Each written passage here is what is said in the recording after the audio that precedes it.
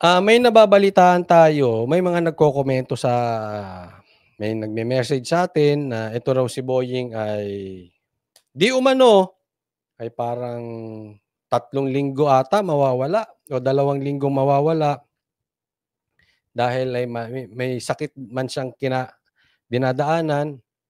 May nagsasabi na cardiac arrest daw or ano. Sa katunayan hindi ko po alam kung meron talagang malalang sakit si Boying, si Secretary Boying or wala. Pero alam nyo, I still hope na kung totoo mang may sakit siya, na he will get better soon. Get well soon, Secretary Boying. Alam nyo po, hindi baka sabihin nyo, nag-iba ka na, Coach Oli, pinagtatanggol mo si Boying. Hindi po ganun.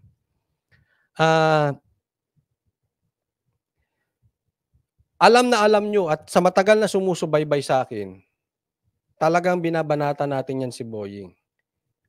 Bago pa maging viral yung bantag issue, binabanata na natin si Boying. Bago pa magbantag issue na wala pang sumasampa masyadong mga vloggers, binanata na natin yan.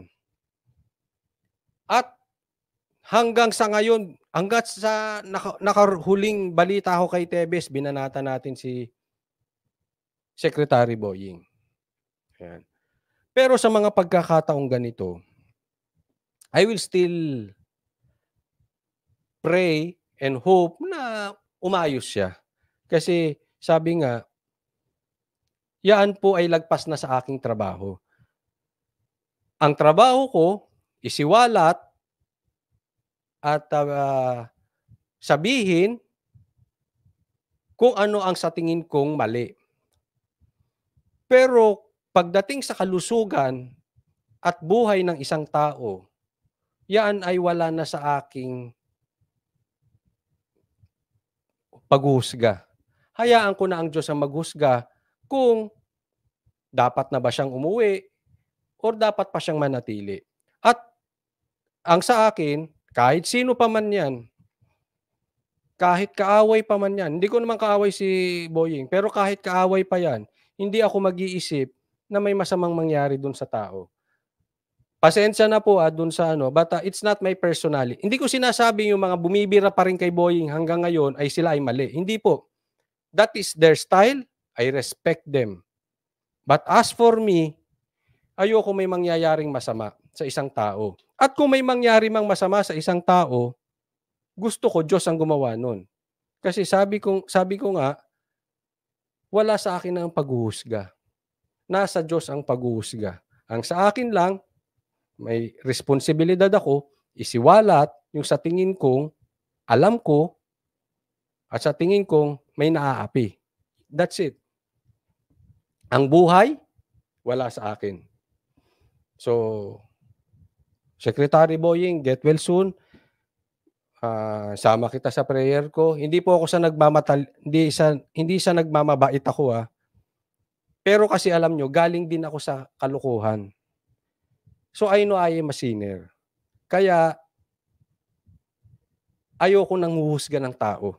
Kasi nga, hindi naman ako hinusgahan ng Diyos. Yung ginagawa kong pagsiwalat at pagbira sa mga politician, hindi ko sila hinuhusgahan. Ito ay parang sinasabihan ko, mali yan, itigil nyo. But at the end of the day, Diyos lang ang may karapatang humusga. So, yun lang. Hindi ko na maalam kung ano talaga nangyayari sa kanya. Ang sa akin lang ito, to balance the story also. Una, kung talagang hindi siya makakapasok, I think they should inform the people. Being a politician, yung media, to be specific, yung media at yung administrasyon, dapat ini-inform yung taong bayan. Bagamat hindi po natin alam kung totoo bang siya ay may dinadaanan at siya talaga ay nasa ospital. Hindi ko alam. Pero kung totoo, yan po ay responsibilidad nyo. Dapat yan, ini-inform nyo yung taong bayan. Una, pinapasahod ng taong bayan yan. So, to the very least, i-inform nyo yung taong bayan na siya ay pahinga muna magkakaroon ng ibang papalit sa kanya at merong mamamahala ng kanyang, mga posisyon or meron na siyang atasan. Again, alam niyo kaya meron tayong problema, eh, kasi sometimes dinadaan sa katahimikan. Dapat lagi kayong abante sa pag-inform sa taong bayan. Dapat inform agad. Eh, nagtataka ako kung totoo ito, anong nangyari sa inyo sa mainstream media? Hindi niyo alam? O let's give them the benefit of the doubt, baka hindi nila alam. Pero dapat yung executive or kung sino man ang spokesperson ng mga nasasakupan ni Secretary Boying, sabihin niyo sa tao. Yung address, ang galing niyo sa press con, 'pag meron kayong iipitin, pero 'pag kayo ang magpapaliwanag sa tao, tahimik kayo. Anong silbi niyo? May mga spokesperson. Diyan nagagalit ang taong bayan. Yes, ulitin ko, ayoko may mangyari. Sana, kung pupuwede, gumaling kaagad kung totoo man. Pakiayos lang yung responsibilidad. Kung hindi niya na kaya, dahil nga siyempre hindi naman natin alam kung totoong nga cardiac arrest or whatever, baka hindi na siya makasalita, alangan naman pilitin mo. Dapat yung mga natao sa paligid, anong silbi niyo diyan? Galaw-galaw, baka kayo ang ma-stroke. Ngayon, kung mali yung balita, again, you address the people as well. Sabihin niyo, mali yung balita, perfect condition, Secretary Boying, tuloy ang trabaho. Fake news yun. Tapos. Ngayon, kung tunay yun, again, you address the people. At the end of the day, the problem is, you people are not addressing the people.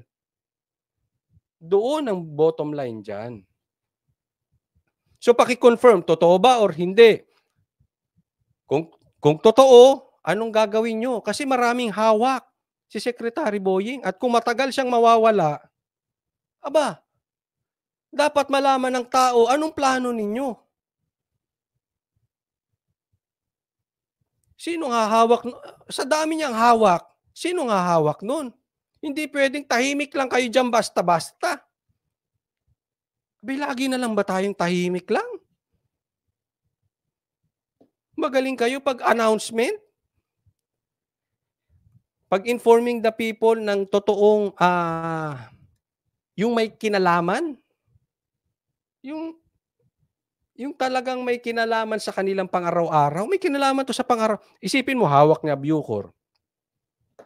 DOJ hawak niya. Ang dami niyang hawak.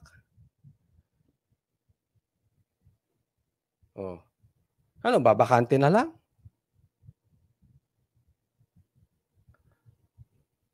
See? Well, antayin natin baka naman bukas meron na silang, official statement. Pero minsan diyan talaga marami tayong kilalang, nagagalit na nasa gobyerno mismo. Dahil sa sobra niyong katahimikan. Nakakabingi ang inyong katahimikan.